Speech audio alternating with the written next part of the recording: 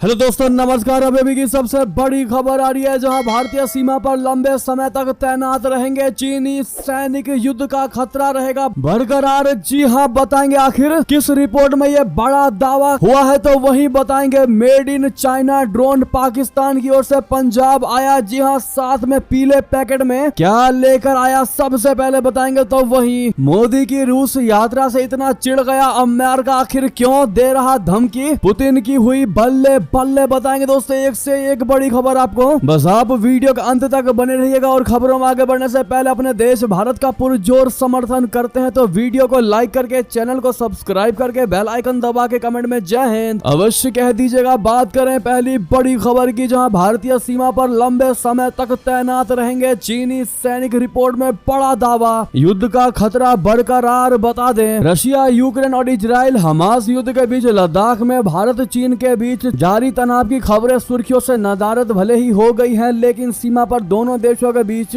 तनाव अभी भी बरकरार है। जी हां, अमेरिका की एक रिपोर्ट में यह दावा किया गया है। रिपोर्ट में कहा गया है कि चीन की सेना भारतीय सीमा पर लंबे समय तक तैनात रह सकती है और विवादित सीमा दोनों देशों के द्विपक्षीय संबंधों के लिए तनाव का सबब बन रही है। जी हां, अमेरिका के आर्मी वॉर कॉलेज के स्ट्रेटेजिक स्टडीज इंस्टीट्यूट ने बीते दिनों एक रिपोर्ट प्रकाशित की। जी हां, इस रिपोर्ट में कहा गया है कि भारत और चाइना के बीच साल 2020 में सीमा पर हिंसक झड़प हुई थी और उसके बाद से कोई हिंसक घटना नहीं हुई है, लेकिन दोनों तरफ बड़ी संख्या में सैनिक तैनात है और कोई भी खतरे की गलत गणना सशस्त्र संघर्ष में बदल सकती है। रिपोर्ट में कहा गया है कि चाइना की सेना अनिश्चित समय तक अक्साई चीन में एलएसी पर और डोकलाम में तैनात रह सकती है। रिपोर्ट में कहा गया है कि चीन की सेना ने अपनी लॉजिस्टिक क्षमताओं में काफी इजाफा किया है। इसी वजह से गलवान की घटना के बाद चाइना ने बेहद सीमित समय में बड़ी संख्या में सैनिकों को सीमा पर तैनात कर दिया है। ऐसे में एक चीज तो कंफर्म है कि सीमा पर विवाद अभी भी कम नहीं होने वाले और ये आगे भी चलता रहेगा। जिस प्रकार से चाइना का मंसूबा इन खबरों के माध्यम से निकलता नजर आ रहा है, तो वहीं आपको बता दें, made in China drone Pakistan की ओर से पंजाब आया। साथ में पीले पैकेट में क्या लाया, बता दे। पाकिस्तान अपनी हरकतों से बाज नहीं आ रहा है और सीमा पर लगातार आतंकवादी गतिविधियों का अंजाम दे रहा है। अब पंजाब के फिरोजपुर के एक सरहदी गांव में बीएसएफ ने एक संदिग्ध ड्रोन को बरामद किया है। पाकिस्तान की ओर से पंजाब आई इस ड्रोन के साथ एक पीले रंग का पैकेट भी आया है, जिसमें बीएसएफ ने हेरोइन बरामद की है। बता दें कि पाकिस्तान की तरफ से ऐसे ड्रोन पंजाब की सीमा के अंदर आते रहे हैं, जिनका इस्तेमाल नशे के कारोबार के लिए किया जाता रहा है। पंजाब के फिरोजपुर में पाकिस्तान की तरफ से आए ड्रोन को बीएसएफ ने बरामद किया है, जिसके साथ एक पीले रंग के बॉक्स में एक लाइट लगी हुई थी। इस पैकेट से बीएसएफ ने 320 ग्राम हेरोइन बरामद की है। ड्रोन भले ही पाकिस्तान से आया है, लेकिन ये ड्रोन चाइना मेड होवेक 30 है। आपको बता दें, पाकिस्तानी तस्करों ने अब इस तरह के ड्रोन का इस्तेमाल करना शुरू कर दिया है, जो कम वजन उठा सके और बिना किसी आवाज के अपने गंतव्य तक पहुंच गए। पुलिस ने ड्रोन और हेरोइन को पुलिस के हवाले कर दिया है। तो वहीं आपको बता दें दोस्तों, इतना ही नहीं, भारत में घुसने की कोशिश कर रहा था एक पाकिस्तानी नागरिक, फायरिंग में हुई मौत। जी हां, पंजाब के शहर फाजिलका में भारत और पाकिस्तान के सरहदी इलाके में बीती रात फायरिंग होने का मामला सामने आया है। पाकिस्तान की तरफ से एक पाकिस्तानी नागरिक ने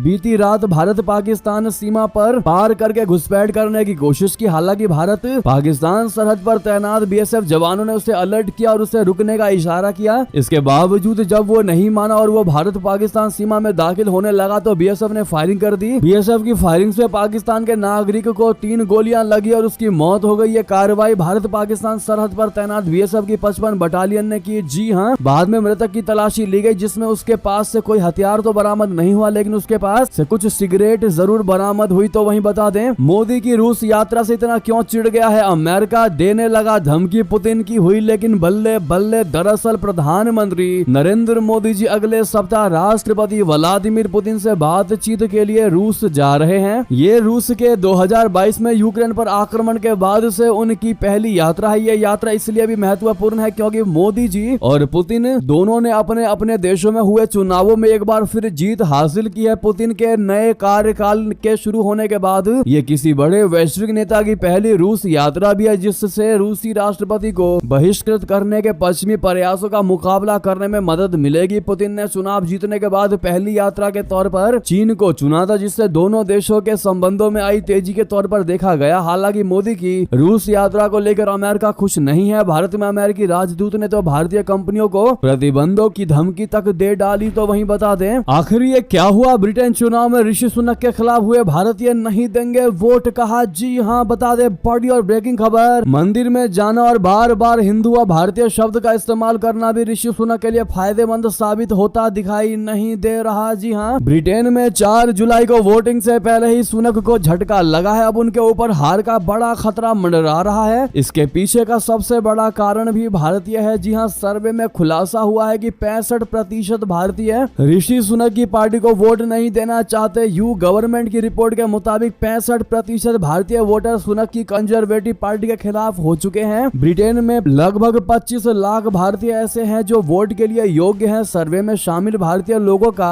आरोप है कि प्रधानमंत्री सुनक ने 1.5 साल के कार्यकाल में उनके लिए कुछ नहीं किया। कुछ अच्छा करने के बजाय वीजा नियमों को और ज्यादा कड़ा ही कर दिया। महंगाई और रोजगार के मुद्दों पर भी सुनक ठोस कदम नहीं उठा पाए। रिपोर्ट में यह भी बताया गया कि सुनक की पार्टी कुछ और ही सोचकर बैठी थी, लेकिन अभी स्थिति उसके उलट दिखाई दे रही है। रणनीतिकारों का मानना था कि सुनक के भारतीय मूल के होने के कारण यहाँ के भारतीयों का झुकाव उनकी तरफ होगा, लेकिन सुनक अब इसमें असफल दिखाई दे रहे हैं। तो वहीं दोस्तों, फ्री ट्रेड एग्रीमेंट आखिर क्या है? अगर यूके चुनाव में ऋषि सुनक हार जाते हैं तो क्या होगा फ्री ट्रेड एग्रीमेंट का? 4 जुलाई को होने वाले चुनाव में ऋषि सुनक की हार करीब करीब तय मानी जा रही है और अगर ओपिनियन पोल्स के मुताबिक ही नतीजे आते हैं तो फिर देश में लेबर पार्टी की सरकार बनेगी, जिसका पुराना कार्यकाल भारत को लेकर बहुत अच्छा नहीं था। लेबर पार्टी ने अक्सर पाकिस्तान के समर्थन में स्टैंड लिया है, लेकिन दोस्तों इस बार लेबर पार्टी ने आक्रामक तरीके से भारत के साथ फ्री ट्रेड एग्रीमेंट का समर्थन कर दिया है। लेबर पार्टी इस बात पर ध्यान दे रही है कि वे भारत के साथ एफटीए को कैसे फाइनल करेंगे और लेबर पार्टी के नेताओं ने कई मौकों पर ऋषि सुनक सरकार पर अभी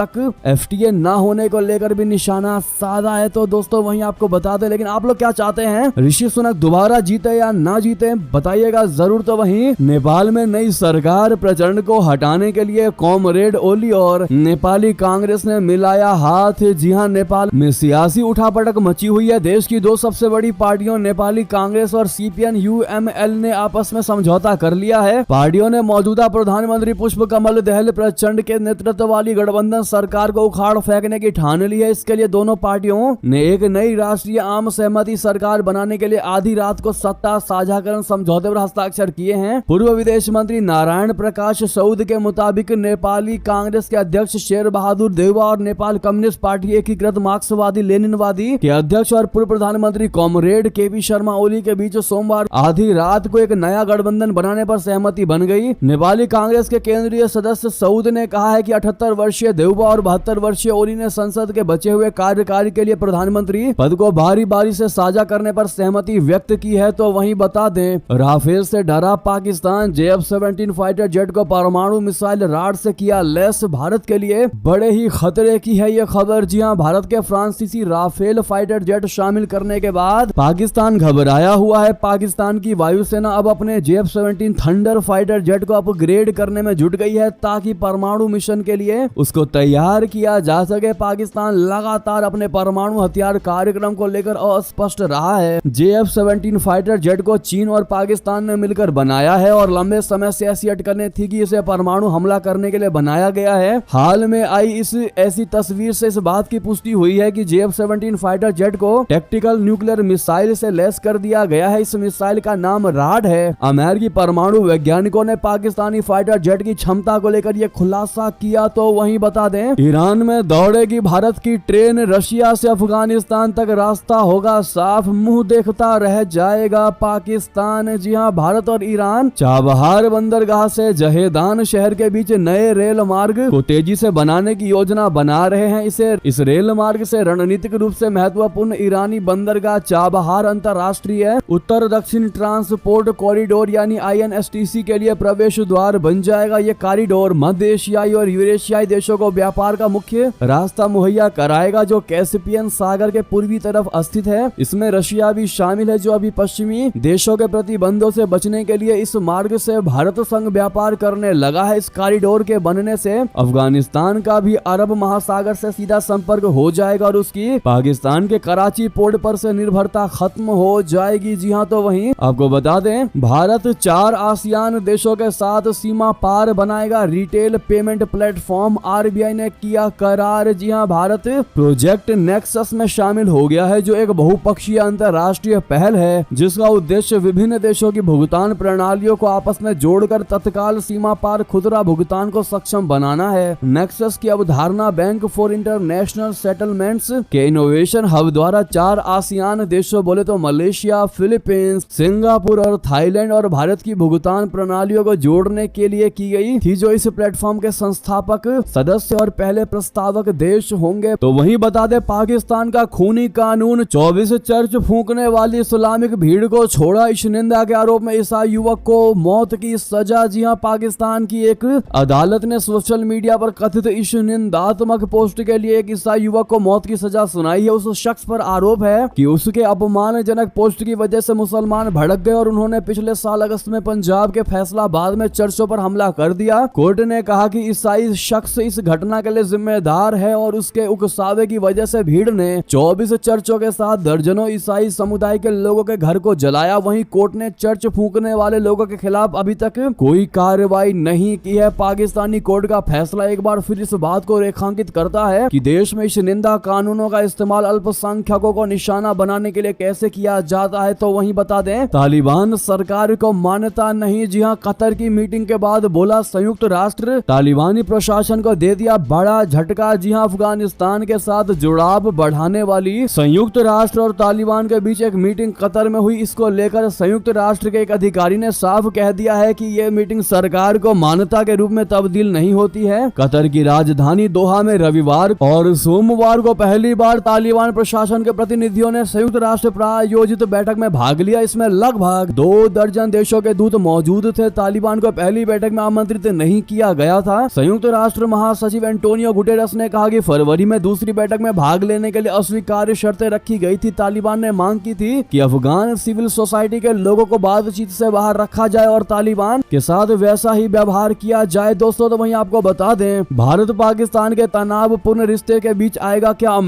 अमेरिकी विदेश विभाग का आया आतंकवाद पर बड़ा बयान। जी हां, अमेरिका ने सोमवार को आतंकवाद के मामले में भारत और पाकिस्तान के बीच संबंधों में हस्तक्षेप करने से साफ इनकार कर दिया है और कहा है कि वो आतंकवाद का विरोध करने वाले किसी भी देश का स्वागत करता है, लेकिन यह मामला अंततः दोनों पड़ोसी देशों के बीच ही रहेगा। अमेरिकी विदेश विभाग के प्रमुख उप प्रवक्ता वेदांत पटेल ने कहा है कि वॉशिंगटन ऐसे किसी भी देश का स्वागत करता है जो अपने पड़ोसियों के साथ ज्यादा से ज्यादा सकारात्मक संबंध बना रहा है। वेदांत पटेल ने नियमित प्रेस ब्रीफिंग के दौरान जब उनसे पूछा गया था कि भारत और पाकिस्तान के बीच संबंधों में त्रिकोण के रूप में अमेरिका कहां खड़ा है, उस पर उन्होंने जवाब देते हुए कहा कि हम उम्मीद करते हैं कि दुनिया का कोई भी देश आतंकवाद की निंदा करेगा, लेकिन आखिरकार ये भारत और पाकिस्तान के बीच की बात है। तो दोस्तों, वहीं आपको बता दें, खालिस्तानी आतंकवादियों की कमान कनाडा के पूर्व रक्षा मंत्री के हाथ में। जी हां, कनाडा की सरकार पर खालिस्तानी आतंकवादियों को पनाह और उन्हें समर्थन देने के आरोप लंबे समय से लगते हैं। इस बीच एक खोजी रिपोर्ट में दावा किया गया है कि वहां के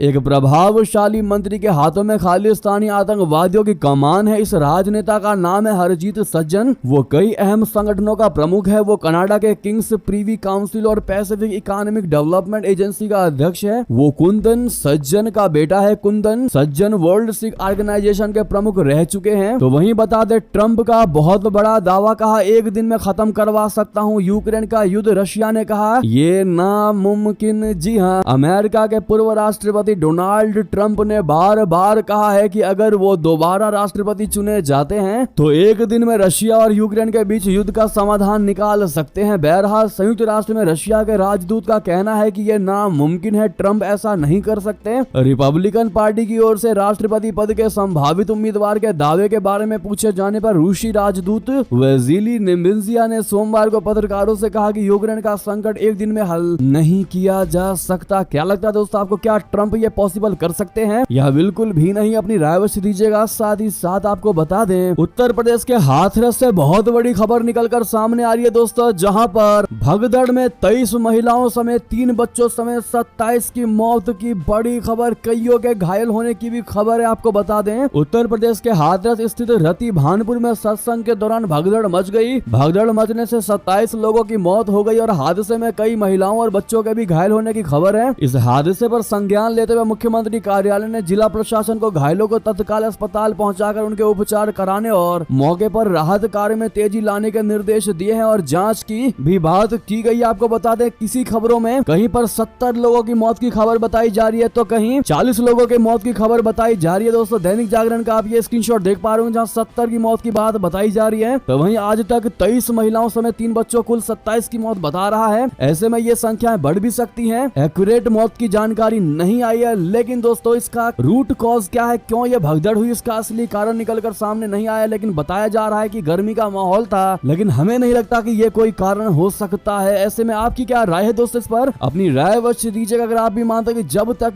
सत्संग भागवत को रेगुलेट ना किया जाए, पूरी व्यवस्था ना की जाए, तब तक लोगों को इसमें ध्यान देने की आवश्यकता होगी, तो अपनी राय अवश्य दीजिएगा। तो वहीं ये थी कि सारी बड़ी खबरें। आपको हमारी खबर कैसी लगी, आशा करता हूँ बहुत अच्छी लगी होगी। अगर थोड़ी भी अच्छी लगी है तो वीडियो को लाइक करके, चैनल को सब्सक्राइब करके, बेल आइकन दबा के कमेंट में जय हिंद कहते हुए वीडियो को शेयर अवश्य कर दीजिएगा। बस फेसबुक ट्विटर पर। मिलते हैं अगली बड़ी खबर में। बहुत बहुत धन्यवाद।